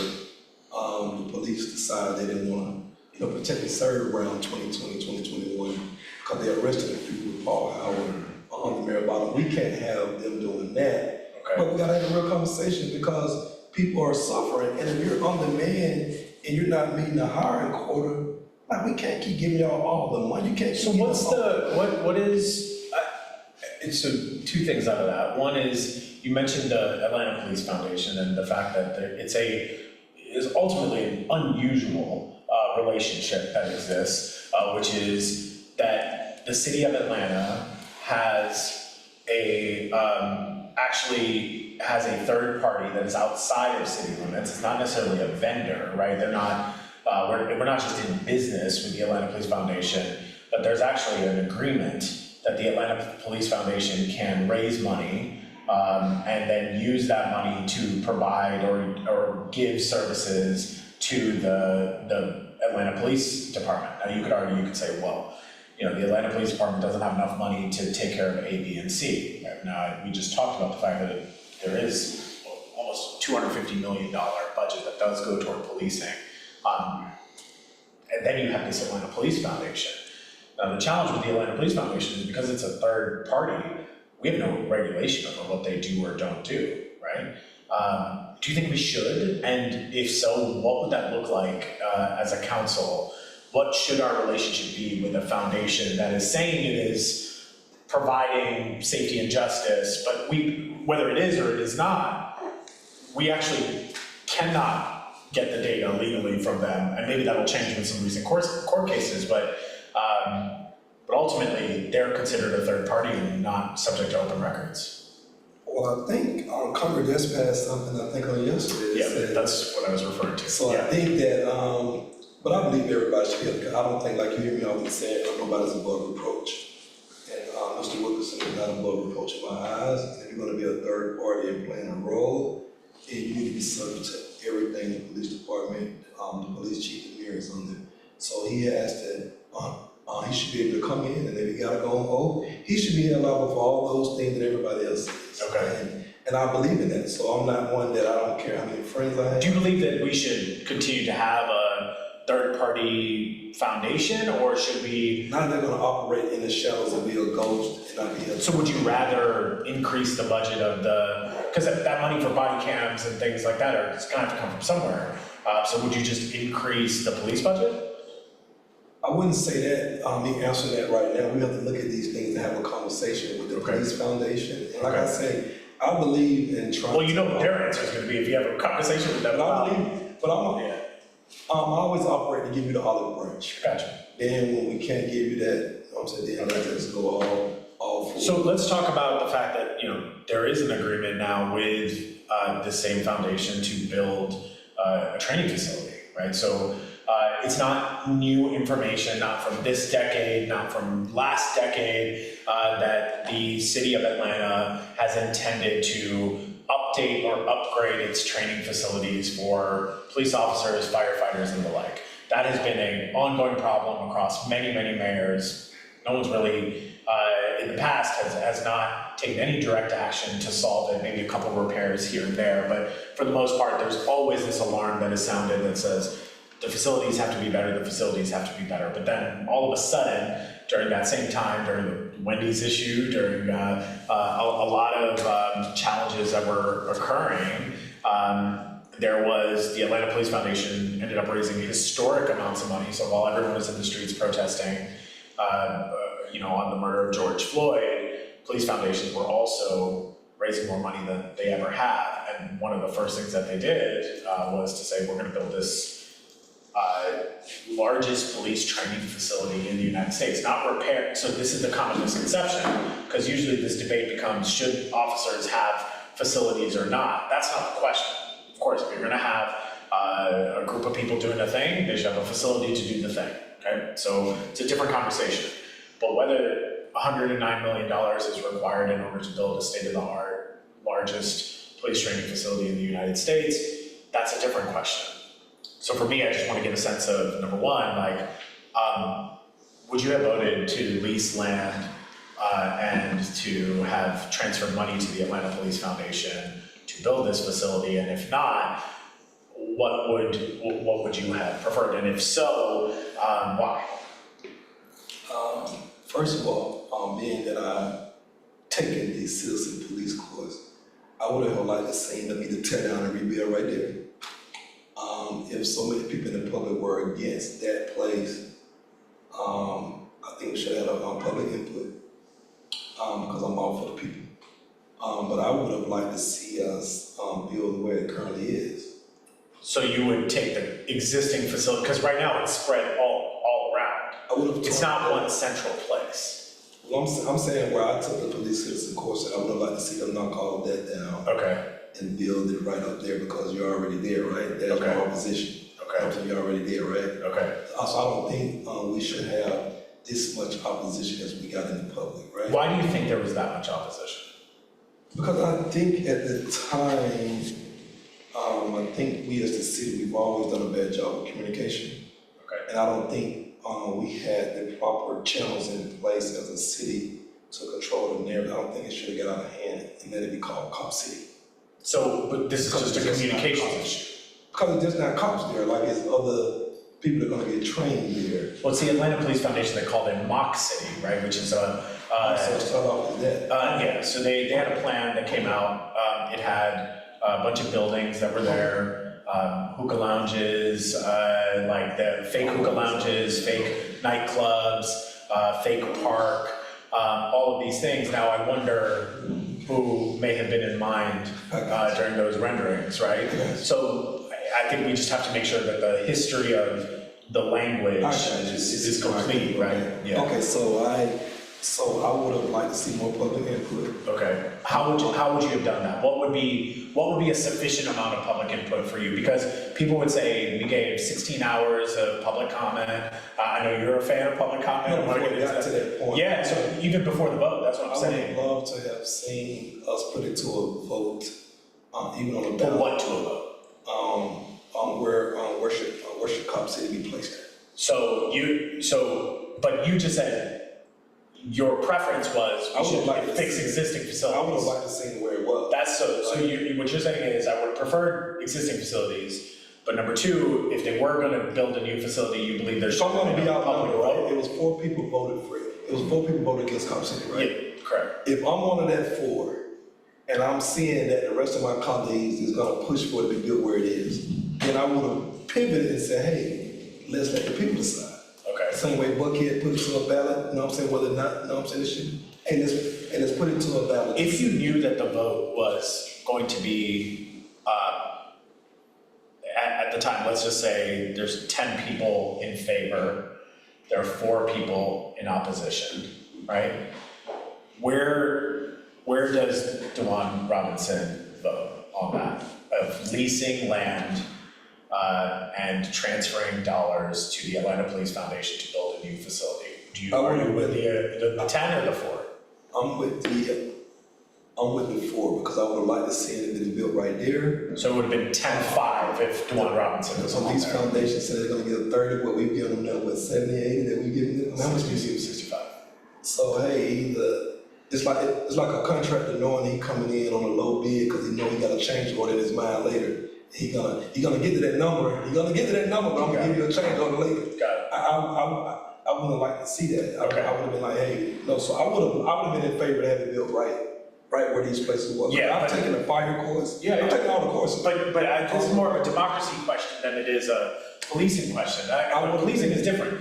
What I'm talking about is whether people should have the right to I decide. would have been 1 to 5, and I also would have been a champion of the legislation to let the people votes be heard. If you think the votes are not valid, or you think they are valid, however it goes, Take it to the streets. take it to the streets. Take it to the I'm streets. all for that. I'm all for that. Okay. I'm all for it. Let's take it to the street. Yeah, but that hasn't happened. You have the hottest summer on record. Over 100,000 people signed a petition. The problem was there wasn't a process in place for how you let people take it to the streets. Now, city council can decide themselves. They can say, hey, I want to put something on the ballot. Now, because they've said they don't want to do it directly, the people started to do a petition. I mean, see, Over 100,000 people. See, here's the thing. This is why I say you can't be friends, and we have to vote people that are courageous. Because I would have liked to say, Michael Jordan, your father, or you think your father would have stood in this situation? Yep. He stood for equality, stood up. Andrea Boone, your father marched the streets. Are you okay with being the daughter of Joe Boone and not allowing the people to decide? You got to play hero on people. You got to keep it real. We got to ask. I'm not calling you out to embarrass you. I'm just asking you, do you want to be known for blocking people of democracy? If you don't think it's, let the people decide. Let it decide. We cannot play these games and hide. Like, we got to be able to ask these hard questions. Byron Amos, you born and raised here. You was here when the Atlanta children murder was here. You're born and raised in your same house in your community. You're a community guy. Where are you standing at? Jason Winston, like, you're not from here, but you have a fiduciary duty to stand up for this.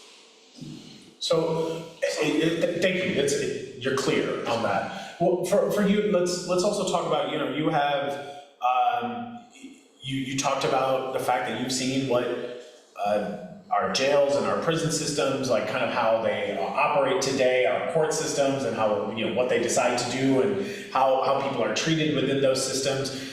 This particular city council had to make a really big decision this time around as well, where Fulton County, as we know, I think 10 people in recent history have died inside of Rice Street, right? Like died, like not like they got a cough, right? They are no longer with us. Many of whom people who are in there. It takes so long for people to even get in front of a judge. They're just waiting in unsafe, inhumane conditions. That's not up for question, right? It is unsafe and it is inhumane. So, there's this debate. So what do you do about that? And that's a county issue for the most part, so I don't want to get too much into the conditions of the jail itself. But ultimately, the city of Atlanta had to decide what role it plays in this. And activists and organizers gave one route of what they believed the city should do. The county gave another route, and the city ultimately made a decision to take what was supposed to be, I think, a John Lewis Center of Healing and Rehabilitation, or whatever it was, right? To actually decide to lease out some of those beds to Fulton County. Where would you have voted on that? Do you think we should be leasing beds to Fulton County? Does the city have a role in the jail conversation? Should we have stayed out of it? Where would you have been in that debate? Each and every last bed should have been given to the jail, because I'm gonna tell you why. Okay. You're a successful guy, right? I mean, you don't think, I don't know. I'm saying, you don't think that you're a hard criminal, right? Oh, do I think I'm a hard criminal? No, I'm a soft man. So, Yes. so if your license is suspended for unknown reasons, do you think you should go to the city jail or Rice Street if we haven't fixed the issues where you truly should just get a citation and pay a ticket? If we're not at that point yet, Yeah. do you think you should go to Rice Street or the city jail? Oh, I don't want to go to jail, that's for sure. Yeah, so definitely not Rice Street. All right, so that's what I'm saying. We definitely. can't have it both ways. If we're not going to force the hand with the DAs, the judges, and everybody else and have a conversation and a solicitor say, listen, for some of the things people go to the city jail for, we don't think they should be going there anyway. Let's fix this and have these things for citations. So if we're not at that point, we cannot say no beds should be given to the jail. Will we ever get to that point if we keep offering this? Like, so what do you think that would have happened if we didn't offer? And does it force the hand of the county to have to resolve and fix some of those issues by saying, look, like, we're not going to, I mean, because you literally shut down this jail because you said we no longer want it to be a jail. And then all of a sudden, it's like, okay, you need to lease beds. Okay, we'll make it a partial jail now. It was just an odd, number one, it's an odd flip, right? Because you say, we're not gonna use it as a jail, we're gonna turn it into a healing center and this and that. Now it's a jail. And then the second is like, we're not like, if the jail is in inhumane conditions and it's not being repaired and fixed, doesn't it just prolong the issue by? Is the city jail is inhumane? No, the Rice units, yeah. So here's the thing, here's why I stand on a lot of these issues. Yeah. I think when you get new activists and new people coming to Atlanta, right? Uh-huh. Yeah, they have the passion, and a lot of their points are valid. Yep. But you miss the history of Atlanta when you're not from here and you don't connect with people that know the history. Okay. And then it becomes insensitive, you know what I'm saying? Because you're just fighting a battle, Okay. which probably should be fought for, right? Okay. Always been a city jail, never been an issue.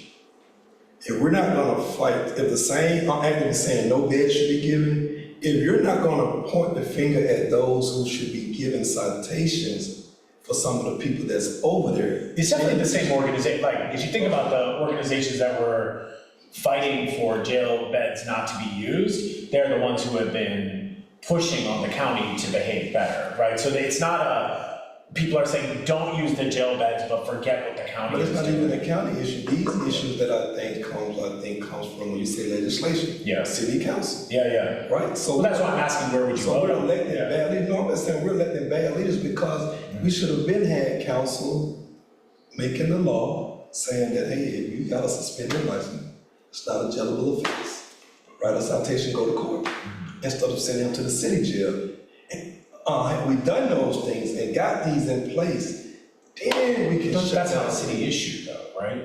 Like, It's a city issue. If you get you go to municipal court, that's a city issue, right? If you get caught in the city of Atlanta for, saying they changed the marijuana law in the city of Atlanta. that's different, right? That's Yes, right. yeah. What I'm saying, these are offenses, what I'm saying in the city of Atlanta. If you get caught with the minor offenses that usually send you to the city jail, Right, I'm saying if we make these ticketable offenses. which is what Mayor Bottoms did. No, that's not marijuana, I'm just saying a lot. Not Mayor Bottoms. No. Yeah. I'm not saying the marijuana issue. I'm saying a lot of the ticket offenses, you know what I'm saying, that are not, you know what I'm saying, that shouldn't be on ticket offenses that we're sending people to the city jail for. Yeah. I'm saying that we get that right, then we don't have to worry about who get the beds and what. Gotcha. Then you can turn the whole city jail to something else because you're not putting people in here for misdemeanors. Okay. You are giving them citations and they go into court right away. Okay, gotcha. You know what I'm saying? That's what I'm saying. I think we're going backwards on the jail when we haven't fixed the issues as to why people are going there. We gotta get that fixed. If we're saying we got a lot of mental health people are going there and are sitting in the Rice Street in the city jail, then let's have these facilities for these people where we can see them different times of night if we're gonna, as opposed to send them to the city jail, but we're putting the cart backwards in my eyes if we're trying to shut down the city jail, but we have. So you don't think we should you believe the city of Atlanta should operate a jail? Until the county fixes offenses. something. No, until the city fix the offenses as to why you're arresting people, sending them to this city jail is what I'm saying. Gotcha. If we don't fix that, then we can't have people going to Rice Street. Right. They got a jaywalking charge or a DUI without a, you know what I'm saying, nobody being home or whatever, we can't send them people with robber, murders, and aggravated. We can't do that. Gotcha. So that's what I'm saying. Where do we send the people to with minor offenses if we're not gonna fix that? Yeah, We gotcha. can't send them to Rice Street. So shut down the city jail to me is counterproductive. Yeah. And we ain't fixing it. We put up. No, Gotcha. we can't do that. Last two questions from me, and then we'll open it here. The city of Atlanta and the administration that you worked in, after Mayor Reed was out of office, there was the following election was about transparency and fighting corruption, and there were indictment charges, and there's still ongoing cases of things that are going on. And so the city of Atlanta, particularly the city council, chose to create an office of the inspector general. The office of the inspector general is supposed to be this kind of watchdog on the city to find abuse, corruption, weed it out, publish it, and make sure that it doesn't happen again. Recently, the office of the inspector general has been under attack, and whether people agree or disagree with that, the office of the inspector general herself went to city council, made public comment, and said that her office is facing an emergency, that there's obstruction of her ability to do investigations, and she's not getting the information or cooperation she needs from city council. What do you believe the city council is acting appropriately in their relationship with the office of the inspector general? If yes, what is it that you believe that the inspector general needs to do to either change their tune or whatever it is? If you don't believe it's acting appropriately with the office of inspector general, what would you do in order to give the office the tools that it needs to do its job?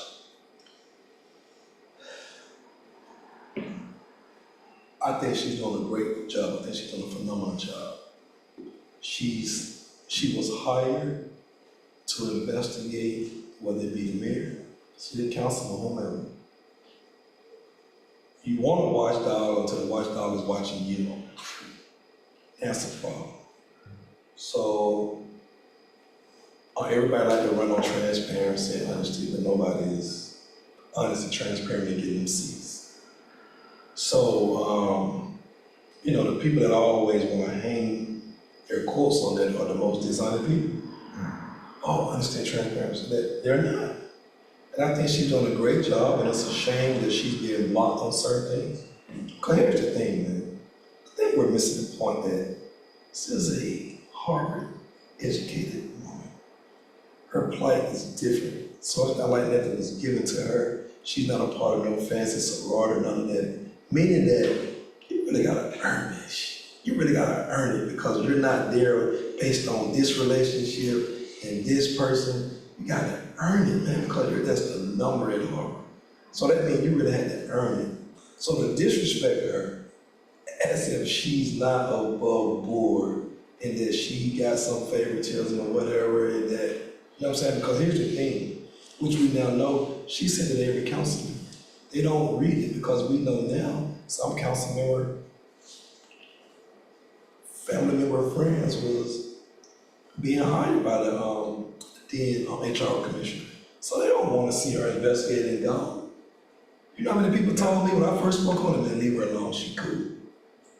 I don't want that, man. So what would you do if you believe that? What would you do as a council member to either protect or support that position? Is to make sure that the OIG is separate from council being able to vote on his or her tenure. Okay. Whatever, we need to keep our hands off of it. We ask for the office to be created, let it work the way it needs to be working. Got it. Okay. And city council and mayor need to stay out of it. Let her board deal with her. Cause she haven't done nothing wrong. Stay out of it. If you're the subject of investigation, hey, wipe it. Clean your house. But city council and the mayor has no business in the OIG business. None. Last question for you, and then I'll open it up. We have some questions there. Okay, great. So I think this is probably the question that's but when we think about Duvwon Robinson, what I think about, let me say, is I think about public comment, right? right? First of all, someone asked me, and they were just like, how does Duvwon come to City Hall and always have 10 minutes to speak? So somebody is giving and transferring their time to you to be able to speak. So you got a few folks who are willing to give you their time to speak. What I think is always interesting about when you speak is that you're calling out, you know, corruption, or you're calling out like bribery issues or abuse issues. I feel like you and the OIG are, you're like kind of the outside OIG, and there's an inside OIG, but you call out these things that, frankly, because of the way you may call it out, people may say, I don't know if he's telling the truth or not. And then 2 weeks later, right, like there is something in the news that what you said was true, right? 6 top executives fired, that's all I can say. Yeah. Six top people fired. So you have a plug somewhere. I don't know that you can say what the plug is, right? But I'm just saying you have some knowledge about City Hall that is not something that you just get from books or whatever it might be. But at the same time, right,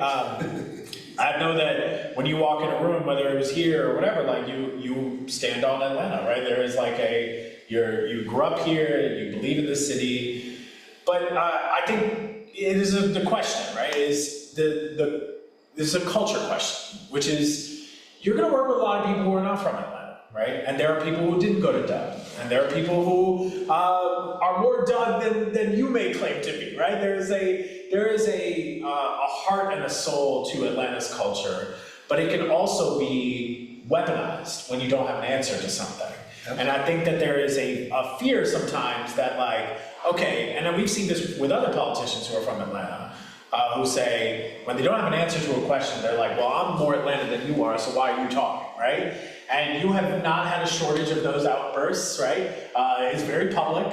You have even put it online yourself, right? Like where you call out people, you say this or that, which can be, even if you're right, even if you got those 6 votes, right? Like, even if you're right, it's polarizing. And it's polarizing because then people are like, well, the job of city council, not of any other role, but the job of city council is you're not a singular voter, right? You are voting as a block, there's 15 people there. So I want to get a sense of how are you going to find that balance, right? Because I think you'll earn trust from people by just saying you're from Atlanta, where you grew up, what your story is, etc. But there are other folks who are like, well, you can't just stand on that, right? So how are you going to build both the legislative knowledge, because there are gaps in that, right? And you admit that and acknowledge that. There are gaps in your legislative knowledge, but also like, you've thrown some daggers at some folks that you're going to have to end up working with, or that are like, who disagree with you as well and want to fight you on this and debate you on this. So how are you going to build those types of bridges and those types of relationships so that, you know, people can actually trust you as a legislator, not as a person, but as a legislator? So first of all, it's not that black and white, right? It's gray. So when I speak on issues from Atlanta, meaning that there are certain things that if you're not from Atlanta and you're speaking on, I don't think you have a right to say something if you're not going to speak on the truth of it. Okay, but ground me in a real example of that. So what's something that only if you're from Atlanta, you're the only person who should talk about it? So when you're talking about, let's go to the police. Okay. So in the 69, one of my best friend's father was the first black cop in Atlanta. He was the first black cop to get killed in line of duty. So I know that there was a time that blacks couldn't arrest whites here, and you had to go get dressed at the YMCA on Bankhead because they don't allow you to get dressed with the white cops, right? And then fast forward, we're talking about the Atlanta children murders and different things. And then my projects were bombed, and a lot of 2 kids were born was taken, right? So if you're just up there that's talking and you didn't live through the fear and the trauma, you need to shut up. So there's certain things in Atlanta that you just can't say. You just going up there running your mouth like you shouldn't be speaking on. And if you're gonna move here and want to be buddy with somebody and not gonna stand on it and go hard at that person, then they shut up. Because I don't think that people from Atlanta is gonna fix everything and know how to fix everything. Like somebody like you, right? I respect you, what you do. You're not born and raised here. I would not say, man, you don't know. You got a heart and the cause to stand up for some of the things that people from Atlanta want. So here, once again, when you hear me speak, I always point fingers at the very people from Atlanta who have messed this city up. So it's like Maynard, when he came in, I had all these bright ideas. In my opinion, as great of a man I think Maynard was, he wouldn't have been able to navigate all that without Marvin Arrington Sr. Come on, like, no way. You don't know the power of people in Atlanta. You don't know Atlanta to come here and to do that without the people from Atlanta. You don't know that. So that's why I said it's not that black and white. There's some gray there because a lot of people that have done some great things are not from Atlanta. I think Bill Campbell, one of the smartest mayor, not from Atlanta, right? So what is the role, like, what are you trying to say when you say, like, when you're saying, like, well, then just shut up on that issue, right? Because that would be that's an easy way to shut down conversation, even with someone that you disagree with. So someone would say, look, I disagree with Duvwon on a particular tax abatement issue, etc., right? At a certain point, there's going to be the not like us argument that can happen, right? Which is like, you're not from here, you can't speak on this issue. I'm not like that. If you hear me at council, I'm the most, I don't divide people. If I say that there's a certain issue, I always speak about that we need our black and white sisters on council. I always say we need our black and white citizens, Jewish and everyone. When the Jewish and Palestine thing came, I tried to, you know what I'm saying, have the conversation. So when it comes to gay and straight, I've spoke on more gay issues as a straight man than any gay person in Atlanta. When the woman who was murdered, Hyperbolic, but yes. horrendously at the park, her and her dog, I was at finance saying, y'all need to put this money here for that. Like I was, when the transgender girl was killed, I was like, hey, we can't have it in the city. So that's what I'm saying. I'm a bridge, but when you're wrong, like I don't think a person like a Dustin Hillis should, you can't move in Atlanta 2 years think you're ready to be city council. What issues do you know about this history in 2 years? So yes, I think So for you, it's about the history. And because the history is how we're going to get going there. Oftentimes, have you not seen Councilman Bond or Boone tell council, you can't do that. This is a historic mark. This was here way before that. You can't do that. The council don't know that. Some of them who does more here don't know that you can't do certain things. Or this was a historic mark here. Doesn't that hurt us sometimes too? To like, or it can be weaponized. I'm not saying history isn't important. Come on, that's not at all what I'm getting at. But like, at a certain point, that becomes sometimes the impediment to progress because you could say, it is. Well, that's how we do things. Like the Atlanta way. That's how we do things. That's why I said it's not black and white. It depends on what it is. It depends on the issue. See, here's the thing, right? If you don't study history, you do not know there was a black neighborhood where they built Lennox train station. Mm-hmm.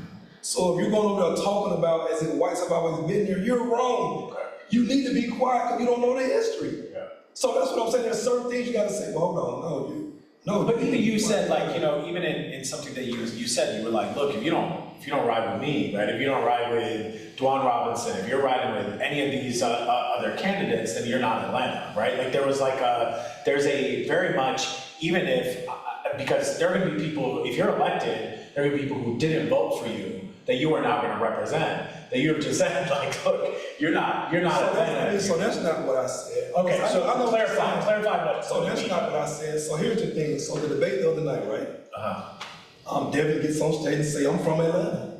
East Shades riding on, she from Atlanta. They're not. So you can't say that. Like, don't mislead the people. You went to Stevenson High School, you graduated from Lakeshore. That's not Atlanta. Okay. So don't deceive it because there's certain history here that if you're not going to stand on and take up for, or like you said, for.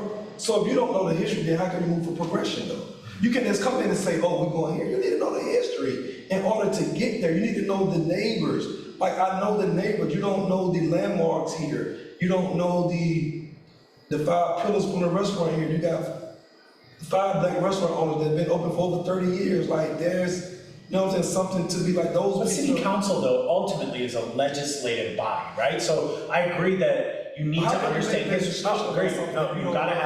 You've got to make sure you have good history before you try to make any position. I agree that. And also you have to understand legislative process. You have to understand, like for you, just to wrap this question is like, how are you gonna gain the parts? I mean, I'm not here to question your Atlanta accolades, Nobody right? knew it, come on, nobody knew it, man, come on, Okay, man. so you're- Andre's an engineer, he's a mayor, come on, we're not going, I know you're not doing that to people, come on.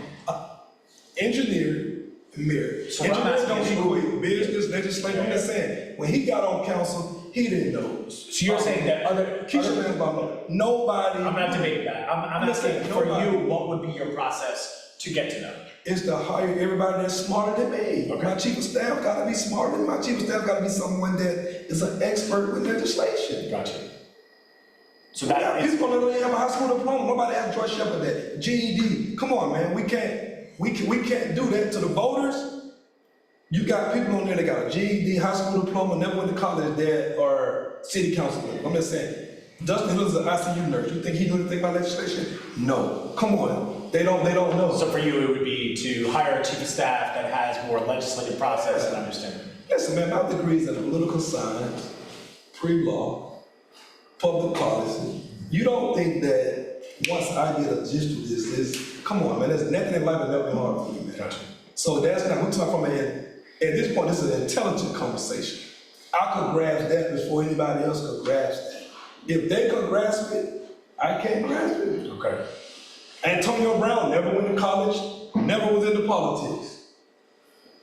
I think he did a phenomenal job on council. I think he showed that he was very intelligent to have never been on there before. I'm just saying. Gotcha. Okay. God bless Ivy Young, was an architect. I'm just saying. Gotcha. Nobody who gets on there got a background in that. Gotcha. We got a candidate that is a principal. But Elmer Connor, you think, no, man, people don't know. You learn as you go. Yeah. They don't know. Gotcha. I'm just saying they don't know. Donald Trump, businessman. I don't know what legislation, I don't know what legislation was, but we elected people as the president. I'm just saying without that, so that's what I'm saying. No, we make You mistakes. learn all the as time. you go. Yeah. You hire the best and the brightest, and I'm smart enough to know that I need to hire somebody smarter than me. Yeah. I need to have community input before we pass this legislation. We need to be talking to CCI, hey man, what do you guys think about this, man? I need to be in communication with the public at all times. Yeah. Even if I think my chief of staff is smart and we got it right. Yeah. We need to have real communication and input. Even if you give me input and I go this direction, at least you can say he came to me, he had a public forum and asked the public. Gotcha. Oh man, we gotta do that. This is not rocket science. I gotcha. That's about being true and transparent Yep. and putting that legislation, that ain't rocket science. Okay. Let me get questions that came in online and then we'll wrap this up. But first, any questions in here? You good? Okay, what do we got? What came in online? Right on. So we have one question here, and I think you got to this a little bit in the last one, but this one is, people that watch you at city council meetings know about your public comments, that you don't hold back. If you're elected, I think this one is about how would you work with people in that room to get legislation passed? You know, if these are the same folks that you will call out on city council. So how would you work with people that people have seen you call out on council? So here's the thing, we gotta start by not being remembered by your last thing. Because there's times that I've called Alex Warren out, I've come back and apologized to him. I went to Alex Warren's mother's funeral, sat there and come back and talk about his compassion. So these are the same people because it's not personal. Now, if you make it personal, it's the same thing that I said when Hosea Williams said, hey, Andy, you're my best friend. I'm celebrating you tonight for your victory, but tomorrow I'm training myself at the doors of City Hall with the people. Now, if you think I'm not your best friend no more because I'm on the side with the people, then that's on you, because it's not business, it's personal. So regardless if Dustin Hill, I've said a lot of things against him. Would he probably ever go with whatever I'm going with? Probably not. They put their own candidate in the race. He probably would never go with me if I win.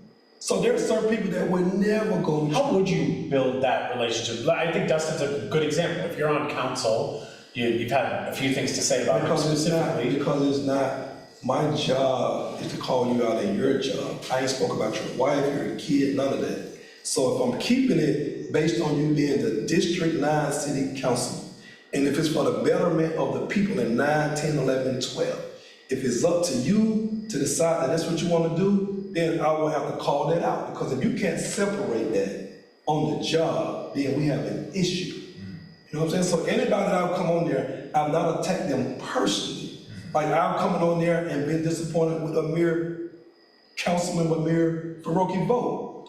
I also come back and say, hey, I've spent time hanging out with him and his daughter at Atlanta. Hey man, when I first got news about his baby, you know what I'm saying? Hey, congratulations. So that's what I'm saying. If I can show my human side of you in your personal life, then why can't you think that I can get along with these people? Every councilman that I've called out, anytime something have happened that in their personal life, I've always said my condolences and congratulations. It's not personal for me, man, it's for the people.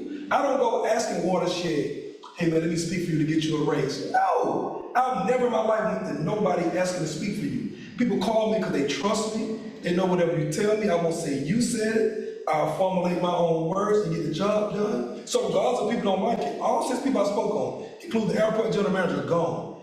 Everybody I said that was corrupt and doing something wrong is gone from the city of Atlanta. So regardless of how you like it, it is done. Yeah. Like you can't be soft on crime, right? So you want me to be soft on these corruption issues, but we don't want to be soft on crime. We can't have it both ways. Yeah, I may get down there and go here on my passion level, because for me, it's serious, because guess what? 98% of people that I deal with are in poverty, are living check to check, or working class homeless people. I get these calls. Though I can call Killer Mike and get $1,000 to help this senior citizen, but guess what? She can't call Killer Mike or T.I. She gotta call me, because they don't have their number. So I gotta stress and run around and make these things happen when the city say, oh, we can't cut this tree down. I gotta say, hey man, here's what we gotta do. Because they're not gonna call nobody else here. Nobody's here to help these people. That's all I'm saying. Yeah. And that's why I went out and saying Atlanta, because these people don't know these people. These people are not gonna call you for help. They don't know you. I've seen time and time again from my district. My district have been underserved for 30 years with Felicia Moore and Justin Henderson. I got a right to be upset about that. I live in that district, born and raised in that district. I feel like I got a right to be upset and say, hey, this is the wrong representation for this district. Yeah, got it. Anything else that came in online? Yeah, there's one more. This one is just about what's the structure of your campaign, what organizations or people are advising you, what kind of direct voter contact are you making? Yeah, so what's the structure of your campaign? Do you have a campaign manager, team? What's that look like? Yeah, that's what they're asking. And then the second is like who's maybe funding the campaign? Like, have you gotten any contributions that have come in that are worth noting? So for them asking those questions, those are nosy questions that people are asking. Do you have a campaign manager? Who's funding you? So I don't have. It'll ultimately be public information. I don't have any corporate. There's no corporate funding. So everything sometimes is in-kind donation, because I don't like to get caught up in that. Oh, you spent money on this. If you believe in me and you want to pay for TV commercials, pay for the TV commercials. You got to give me the money. If you want to pay for yard signs, I'll pay for the yard signs, because I'm real transparent about how I live my life. I say and gave y'all my whole life story. So I don't go to anybody and ask. When I ran for tax commissioner, I didn't get not one endorsement. You'll never see me putting people on a flyer, trying to pander votes with Andy Young and all that. I don't do any of that, because guess what? I may have to speak out against you. I don't want you to think we buddy, and I'm not gonna say that against you. So I don't care for any of that, man. None of that should not mean anything to the voters. Who I got with me or this, that, and the third. But yeah, we have a campaign manager that I believe in, and we have a full team. And so oftentimes when I go out, because of how I was raised, right? And most of my friends, if I'm out, the reason why I don't bring people to City Hall with me is because if you're saying something that's disrespectful, or you're being disrespectful, then I can't control how my person act, right? So I don't want them saying, oh, you can't come no more because your person got into it with this person. And they might not be as open-minded as me, but they may be a true friend to me. But I still know their flaws, and they haven't grown here, right? So I don't bring a whole street team with me and then you get into it with somebody because they said something or they done something, because people are raised different. So some things in politics be very disrespectful, man. Very disrespectful. Something should be handled a certain way. I don't believe in violence. I promote non-violence, but there are certain things, man, that something you can wake up and be like, man, how much longer can I be non-violent in this situation? Because you're being very disrespectful. So I choose not to bring people around when it comes to that, because this thing could get very disrespectful the way people act in politics when they wanna try to get somebody else in office and don't want you there. I get why they don't want me there, I get it, guess what? I'm okay with that, right? So I live my life, you know what I'm saying, based on the truth, because as much crap as I talk, if I lived in a glass house, it would have been out there. So I can talk all that I want to talk, because what can you say about me? Like I told Justin Hill, you bringing stuff on me that was that happened in 1999.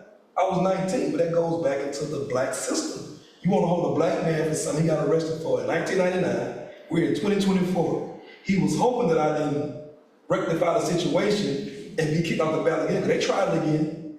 But that's what I'm saying, you want to hold that. But like I said, you know what I'm saying, you got some stuff that your grandfather was a part of.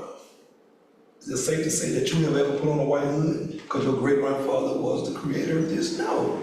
That's what I'm saying. You want to still hold a young black man who come from the projects, who got arrested for taking up for his friends and wouldn't say nothing. In 1999, we're in 2024. You still want to try to hold it against me and bring that up. So that's why I get so passionate and get upset about it. But imagine if I had 10 of my friends in there that grew up in the inner city, and this white guy saying, oh, he was arrested for this in 1999. Then you're gonna get aggravated, a dialogue, and it's gonna be all this and that, and then they might try to follow him out, have words with him. Then they're gonna be glad to say, oh, Duvwon, you can't come no more, because your friends are there threatening him.